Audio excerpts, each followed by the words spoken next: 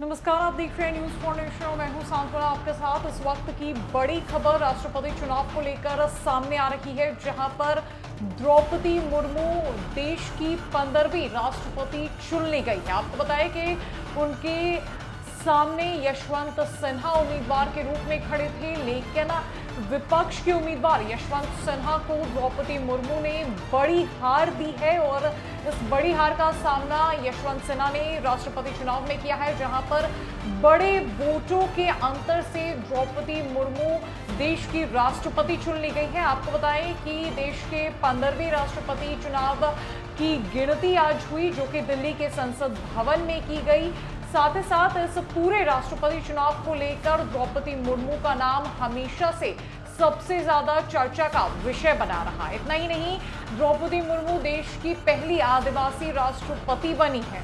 आपको बताएं कि राष्ट्रपति चुनाव में कुल 4,809 लोग वोट करते हैं, जिनमें 776 सांसद और 433 निर्वाचित विधायक शामिल होते हैं। चुनाव में मनोनीत सांसद एवं विधायक और विधान परिषद के सदस्य मतदान नहीं करते हैं। इससे पहले हुए राष्ट्रपति चुनाव में रामनाथ कोविंद की बात की जाए तो उन्हें 10,69,358 वोटों में से 7,02,044 वोट मिले थे, जबकि उनकी प्रतिद्वंदी मीरा कुमार को केवल 3,67,314 वोट मिले थे।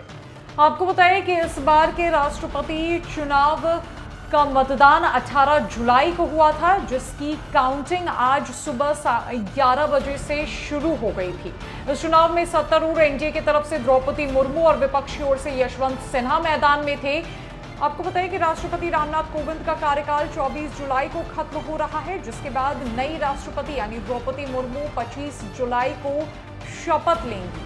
द्रौपदी मुर्मू उड़ीसा की रहने वाली है। वो बेहद ही पिछड़े इलाके से आती है। उनका गांव एक ऐसी जगह पर है जहां चारों तरफ जंगल है। उनके गांव में भी आज तक बिजली, पानी और मेडिकल जैसी सुविधाएं नहीं पहुंच पाई हैं। लोग वहां के काफ़ी परेशान हैं और काफ़ी गर्व की बात है कि आदिवासी समुदाय से आने वाली द्रौपदी मुर्मू को देश के राष्ट्रपति के रूप में पहले चुन लिया गया है। साथ ही साथ इससे पहले भाजपा ने उन्हें उम्मीदवार बनाया।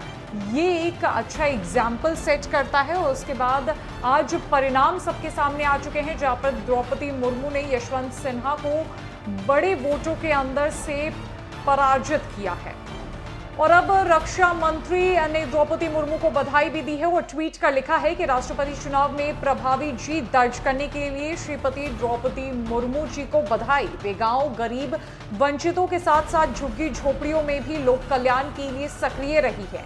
आज वे उनके बीच से निकलकर सर्वोच्च संवैधानिक पद तक पहुंची है। ये भारतीय लोकतंत्र की ताकत का प्रमाण है। राज्यसभा के महासचिव टीसी मोदी ने कहा है कि इस दौर तक अब तक कुल वैध वोट 3,219 की गिनती हुई, जिसका कुल मूल्य 8,38,839 है, जिसमें से द्रौपदी मुर्मू को 5,77,777 के मूल्य के 2,161 वोट मिले। वहीं दूसरी तरफ यशवंत सिन्हा को 2,61,062 के मूल्य के 1,058 वोट ही मात्र प्राप्त हुए। राष्ट्रपति चुनाव की गिनती समाप्त हो चुकी है। रिजल्ट घोषित कर दिए जा चुके हैं। हालांकि रिजल्ट की आधिकारिक घोषणा से पहले ही पूरे देश भर के बीजेपी कार्यालयों में बीजेपी कार्यकर्ताओं की तरफ से काफी सेलिब्रेशन देखने को मिला, जहां पर काफी नाच गाना भी हुआ।